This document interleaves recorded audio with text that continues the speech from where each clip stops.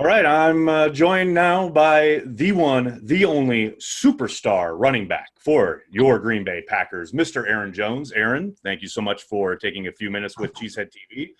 How's the offseason treating you? How you doing now that the offseason program has come and gone? It's been going good. I've still been just working out on my own. Bought a jugs machine this off season, working on those hands, getting out Right. there with a couple of high school quarterbacks and working the route tree. So Nice. still been There you go. behind as much as I can any way I can. Did you guys, or did you specifically get accomplished what you thought you could during this kind of odd off-season Zoom meetings, etc.? Do you think you got everything done that you could possibly get done? I definitely think so. I mean, this is year two. This is going to be year two in this offense. So now that we've had a year under our belt, it was kind of just a deep dive into why we're doing it and how it's supposed to look. And if we ran it the right way, this is like, good job. This is how it's supposed to look. So We heard that Charles Woodson addressed the team for the final kind of closing meeting of the offseason. Was there a particular message that he gave you guys that you could possibly share with us? it was a number of different messages. I know for myself, one of the questions I had him is what helped you separate yourself from everybody else? And but his biggest thing was just hard work when nobody's watching. He said he would go to the track and run. He started getting guys coming out there to do stadiums with them, like Sam Shields. They were running the Lambeau stadiums, which I think is pretty cool. That's awesome. So just different things and making the most of your opportunity. And it's one thing that he said that stuck with me was when he got beat by a receiver, he said it's not because the receiver was better than him. It's because it's something he didn't do correctly, his technique. And that's how I feel as well. Like when I lose something or lose a snap, it's not Right. something the other person did. It's something I didn't do correctly. Now, you mentioned, working when no one's watching. And obviously, a lot of what goes on in the offseason is, the fans, we aren't privy to it, the media, we don't know what you guys are doing the day in and day out. Another area where we don't get to see you guys is during the draft when there's so much scrutiny about the guys that are being drafted. I feel like a lot of the veterans don't get talked about and how it maybe affects them. What was your reaction when the team drafted A.J. Dillon, and what has that relationship been like so far? Definitely. I mean, I've known since day one. I remember Goot coming into our room, and he went into all the rooms, and he said he wants to try to make the rooms as compatible as possible, because when you're competitive, it just brings out the best in everybody, and it elevates your game. So I'm glad to have him in our room. He brings another element to our backfield. I'm excited to help him and for him to just come in and learn and see him grow. Now, there was a report back, I think, during the Combine, and that feels like a million years ago now with everything that's happening in the country. It does. But the report said that there was mutual interest between the team and yourself in a possible extension. Have your reps talked to the Packers at all? Have there been any conversations about extending your contract? Yes, there were conversations, and I just wait for my agent to call me. I just continue to work. Right. Just let him handle it. Continue to right. work, and when the time's right, God's got me. I love it.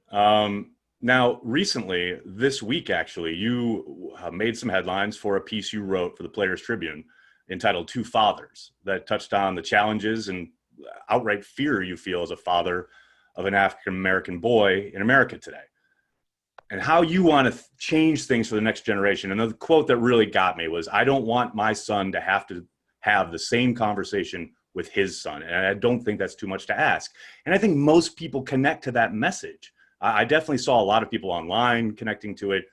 I think you've seen, obviously, with everything happening in the country right now, I think there is a yearning for that conversation to be had and to change things. What made you compelled to write that piece? What was it that you said, I got to get these words out there? I just wanted to use my platform for so long. As an athlete, you're kind of scared to speak up because you're not you feel like you're not in a position to kind of speak up. You might be just becoming a rookie on the team or second year guy trying to like earn your way up, and so sometimes you kind of not you kind of scared to stand up for what you believe in, because at the end of the day, I want my job, you know. So Right. it just the things that's going on. I just felt like I should use my platform and really speak on what's going on, and I felt like I did it the correct way, and people kind of start to see it from a different view. Because like I think I said in the article as well, we all breathe the same, bleed the same, eat the same, use the bathroom the same. I didn't go that far in depth, but like, you know, it's all the same. So just because we were born with different skin colors doesn't mean you should get to do other things, or shouldn't get to do things, you know. Absolutely. Well, it was a powerful piece, and I hope everyone reads it. If they haven't yet, they should definitely check it out at Players Tribune. Quickly, back to football. I'm talking to Aaron Jones, the absolute living legend, Green Bay Packer running back. After such a successful season, obviously you scored 1 billion touchdowns, came so close to breaking the record there.